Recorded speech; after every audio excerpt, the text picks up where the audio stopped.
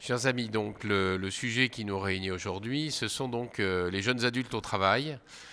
Comment se sentir mieux et comment choisir son lieu, son environnement, sa place de travail. Alors, donc, enfin, d'où je parle, parce que c'est toujours important de savoir de quel point de vue on parle. Donc, j'ai 3 enfants doués, je suis le fils de 2 médecins et j'ai été élevé avec un intérêt assez fort dans la psychologie. Bon, je suis pas un professionnel, hein, donc ce que je vous dis n'a pas valeur de professionnel, mais en revanche, je suis un praticien, j'ai accompagné un certain nombre de jeunes de façon bénévole. Ça fait à peu près 30 ans que je fais du bénévolat. J'ai commencé avec de l'accompagnement des grands dépressifs chez Astrée, qui est un bénévolat assez exigeant.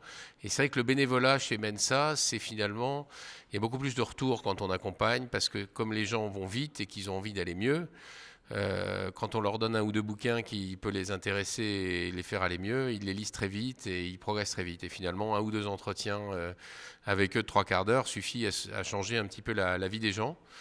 Il y en a un qui vient témoigner cette semaine qui s'appelle Eric David. Je vous encourage vivement d'aller voir sa conférence parce qu'effectivement, il a un très beau parcours professionnel et il a un très beau parcours personnel maintenant. Euh, alors moi j'ai découvert que j'étais précoce à 44 ans. Donc j'avais fait des tests en seconde, mais à l'époque on disait de ne pas dire aux parents et de ne pas dire aux enfants. Donc personne nous a dit, on a simplement dit à mes parents tout va bien, vous inquiétez pas.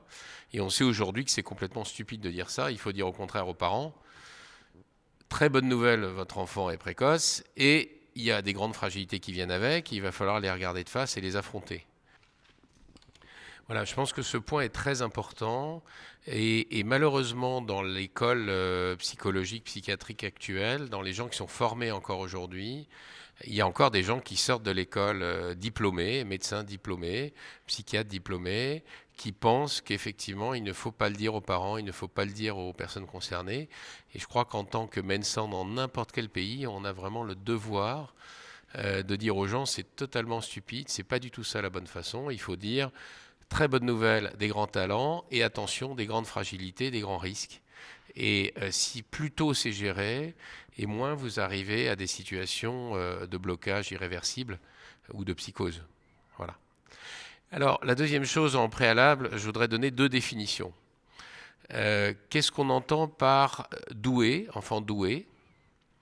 Eh bien, je reprends la définition Mensa, c'est la droite de la courbe de Gauss, c'est-à-dire le top 2% de la population. Donc en France, on considère que quelqu'un est doué à partir du moment où sur les tests du WAISC ou du WISC, il a un QI minimum de 132, donc sur la nouvelle échelle qui va jusqu'à 160.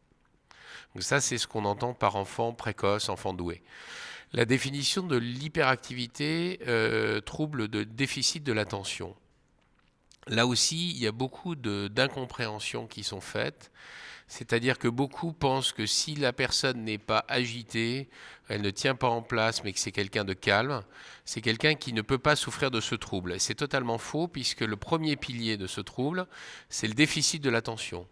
Donc quelqu'un qui est distrait, qui part dans ses rêves, etc., peut souffrir d'un trouble de déficit de l'attention. Le deuxième pilier, effectivement, c'est l'agitation motrice. Et la troisième pilier, c'est l'hyperactivité, c'est-à-dire des gens, comme vous voyez, comme par exemple le président de la République française, Nicolas Sarkozy, qui sont tout le temps en train de faire 10 activités en parallèle, qui ne vont pas forcément jusqu'au fond des choses. Ça, c'est la définition de la partie hyperactivité. Donc attention, il y a vraiment 3 piliers. Il y a vraiment le déficit d'attention, il y a vraiment l'agitation motrice, par exemple les gens qui ont une jambe qui bouge la nuit ou des choses comme ça, ou les gens qui ont les mains très nerveuses, qui font toujours quelque chose, qui sont toujours en mouvement.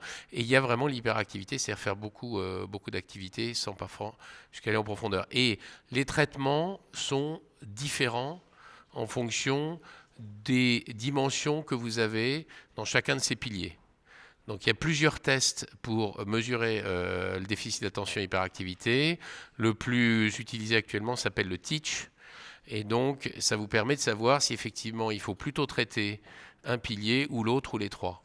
Et généralement, pour les gens qui sont très handicapés par l'un de ces troubles, on combine une aide médicamenteuse avec des thérapies cognitives et comportementales. Pour les gens qui sont moins atteints, généralement, les thérapies cognitives et comportementales sont suffisantes pour aller mieux, arriver à concentrer son attention, arriver à être moins agité, arriver à être plus posé.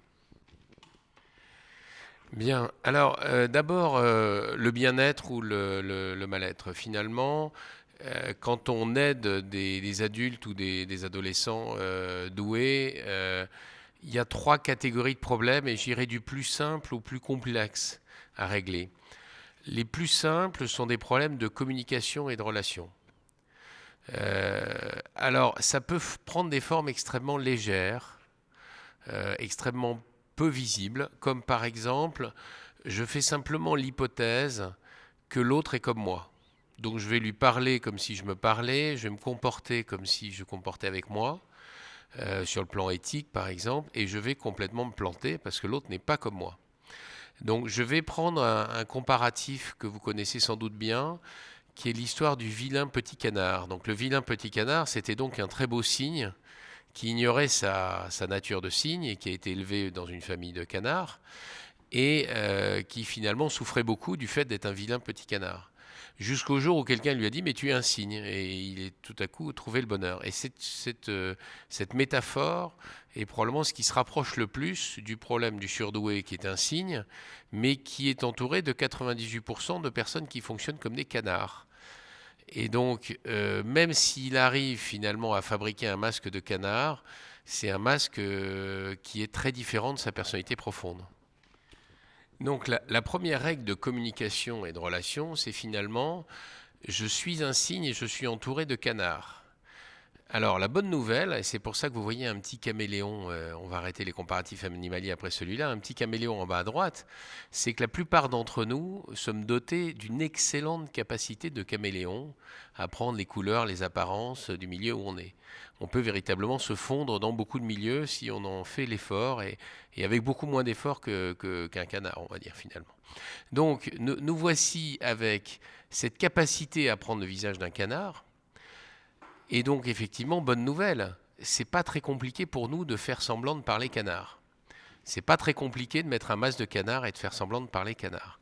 Mais si on fait pas ça, on est en train de parler en langage signe à 98% de la population qui sont des canards. C'est vrai pour un certain nombre de professeurs, c'est vrai pour un certain nombre de collègues à la faculté, c'est vrai plus tard dans le travail, pour les patrons, pour les collègues, pour les collaborateurs.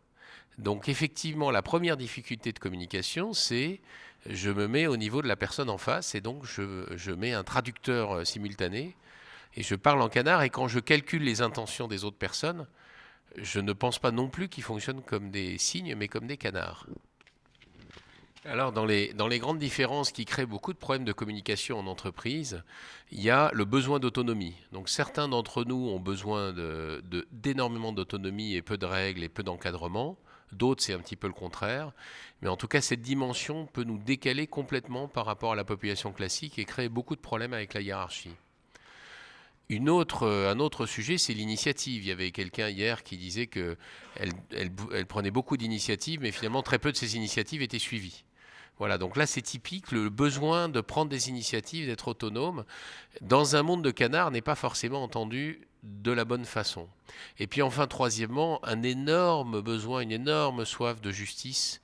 Et comme le disaient certains écrivains, le monde n'est pas juste, l'univers n'est pas juste, mais nous restons sur notre besoin primaire de justice, de signes, dans un monde de canards qui se fiche éperdument de la justice. Et enfin, dernier sujet, donc sur ce point qui est le plus léger, le plus facile à résoudre, ça peut aller sur des maladies mentales assez légères ou des maladies mentales assez lourdes. Les gens qui... mais en tout cas, je dirais le décalage en équilibre mental entre les surdoués et la population, en général, peut poser un certain nombre de problèmes en entreprise aussi, parce que leurs comportements vont être jugés pour le moins bizarres et souvent inappropriés, inadéquats, et donc vont être sanctionnés d'une façon ou d'une autre, soit par le rejet, soit par des sanctions hiérarchiques.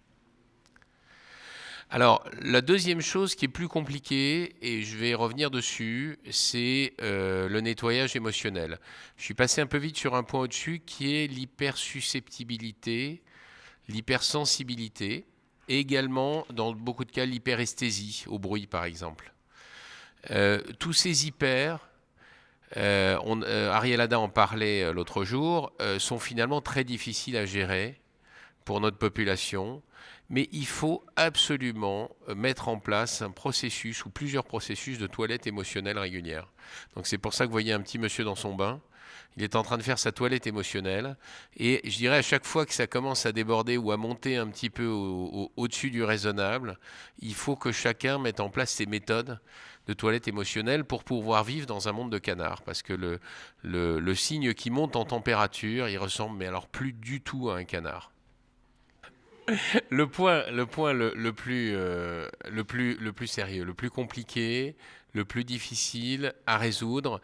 Et là, vraiment, c'est là où je pense qu'on a tout notre rôle à aider les gens à le prendre le plus tôt possible. C'est parce que quand c'est pas pris tôt, sans faire de mauvais jeu de mots, ça peut être beaucoup trop tard. C'est pour ça qu'on rencontre dans notre population autant de gens déséquilibrés, des vrais psychotiques, des vrais paranoïaques, des vrais schizophrènes, des vrais mythomanes et autres joyeusetés du genre. Une amie psychiatre m'a dit il n'y a pas longtemps qu'il y avait un peu plus de 100 sortes de psychotiques. J'ai pas fait le compte. Mais en tout cas, et c'est quoi le problème? Le problème est tout simple.